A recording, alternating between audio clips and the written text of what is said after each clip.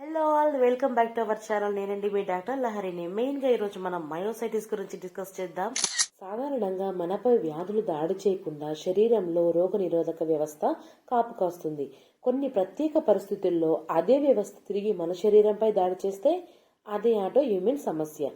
దీంతో వచ్చేదే మయోసైటిస్ జబ్బు. మయోసైటిస్ పలు రకాలుగా ఉంటుంది. అవేంటో చూద్దాం.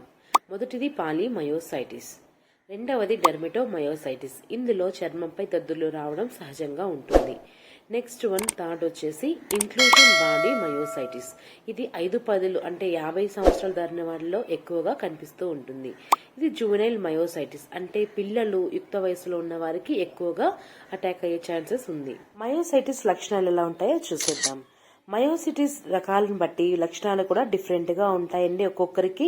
కాకపోతే సాధారణంగా కనిపించేవి మజిల్ వీక్నెస్ అండ్ అలసట ఎక్కువ రావడము, నొప్పి రావడము, దద్దుర్లు రావడం. అంతేకాకుండా స్టెప్స్ ఎక్కడానికి చాలా కష్టపడిపోవడము, ప్లస్ కూర్చున్న స్థాయి నుంచి పైకి లేవడానికి కొంచెం కష్టంగా ఇబ్బందిగా ఫీల్ అవ్వడము, కండరాలు పట్టేయడము, పడిపోవడము, కళ్ళు తిరిగి పడిపోవడము, చేతులు పైకి ఎత్తలేకపోవడం లాంటివి సమస్యలుగా ఉంటాయి. మయోసైటిస్ రావడానికి కారణాలు కరెక్ట్ గా లేనప్పటికీ డిఫరెంట్ ఆటో ఇమ్యూన్ డిజార్డర్ వల్ల కూడా రావచ్చు, జెనెటిక్ ఫ్యాక్టర్స్ వల్ల రావచ్చు, హెచ్ఐవి ఇన్ఫెక్షన్స్, ఫ్లూ ఇన్ఫెక్షన్స్ వీటి వల్ల కూడా వచ్చే ఛాన్సెస్ అనేవి ఎక్కువగా ఉన్నాయి. నెక్స్ట్ డయాగ్నోసిస్ ఎలా చేస్తారో చూసేద్దాం.